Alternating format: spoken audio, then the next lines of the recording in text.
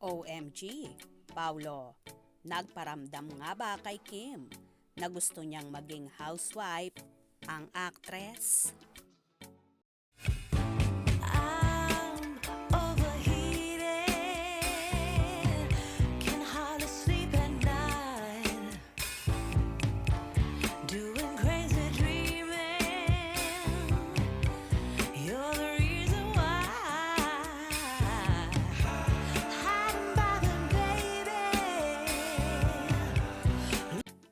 Tinutukan nga ng netizen, lalong higit ang madlang people ang naging guesting ng phenomenal at mainit na love team ngayon, ang Kim Pao, nina Kim Chiu at Paolo Avellino.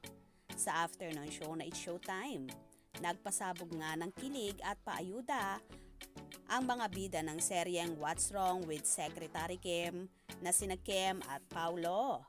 After nga ng naging production number ng Chiu Pao, dito nga ay natanong ng co-host ni Kim na si Vong Navarro, si Paulo. Paulo, kung ipopromote mo si Secretary Kim, anong job title or position ang ibibigay mo sa kanya? Di agad nakasagot si Paulo.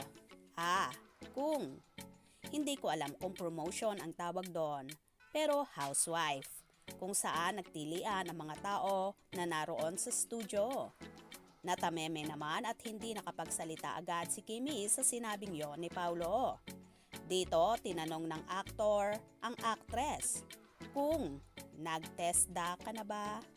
Kung saan, tumawa lang si Kimi at sinabing, nag-TESDA na ako. Marunong na akong magluto. Marunong na akong magplancha, maglaba.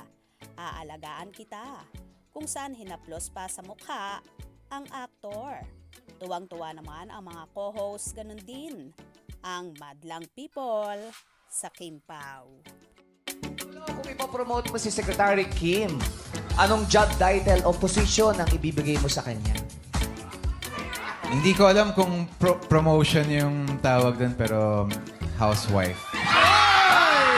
Tesla ka na ba? Napakaganda. Nag-Tesla ka na para mag- Nag-test na ako. Marunong na ako magluto, mamalansya, maglaba.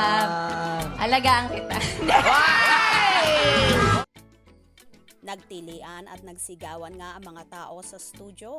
At hindi nga kinaya ang mga sagot na yon ni Paulo, na tila nagpaparamdam na kay Chinita Princess na gusto niyang maging housewife or missis ang dalaga.